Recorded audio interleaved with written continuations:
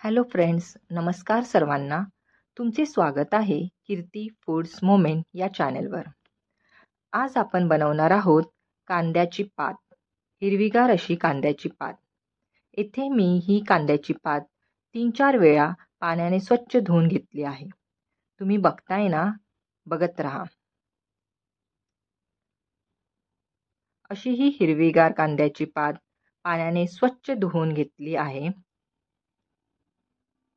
कांद्याची पात आणि त्यासोबत चण्याची डाळ दोन्ही एकत्र करून केलेली भाजी फार छान लागते.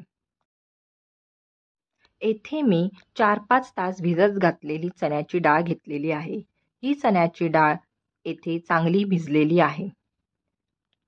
आपण ही कांद्याची पात तव्यावर करणार आहोत.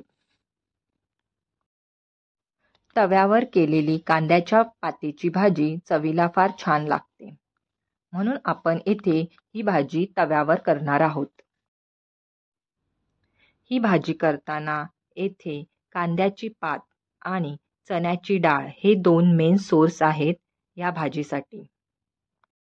कांद्याच्या पातीच्या भाजीत भिजलेली चण्याची डाळ घातल्याने भाजी फार छान होते आणि चवीलाही खूप छान लागते.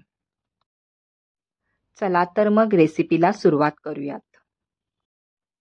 येथे मी मध्यम आचेवर एक तवा घेऊन त्यामध्ये थोडे तेल घेतले आहे आणि हे तेल गरम झाल्यावर त्यामध्ये मी चिरलेला कांदा आणि चिरलेली मिरची घातली आहे आणि त्याला चांगले तेलात परतवत आहे. कांदा तेलात चांगला तळून झाल्यानंतर चिरलेला टमाटर घातलेला आहे. येथे कांदा चांगला परतवून घ्यायचा आहे. चांगला खरपूस होईपर्यंत तो तळायचा आहे.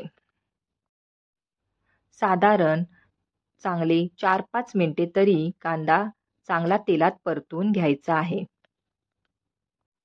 तुम्ही बघतच असाल, येथे कांदा चांगला परतून झालेला आहे. कांद्याला चांगला रंगही आलेला आहे. येथे मी 2 कांदे बारीक चिरून घेतलेले आहे. कांदा चांगला तळून झाल्यानंतर त्यामध्ये टमाटर घातलेला आहे. टमाटरला चांगले परतून घेतलेले आहे. साधारण 3-4 मिनिटे तरी टमाटरला चांगले परतून घेतले आहे. त्यामध्ये आता आले लसूण पेस्ट सुद्धा घातलेली आहे आणि पुन्हा ते सर्व एकत्र करून त्याला चांगले एकजीव केलेले आहे. त्याला चांगले परतून घेतलेले आहे.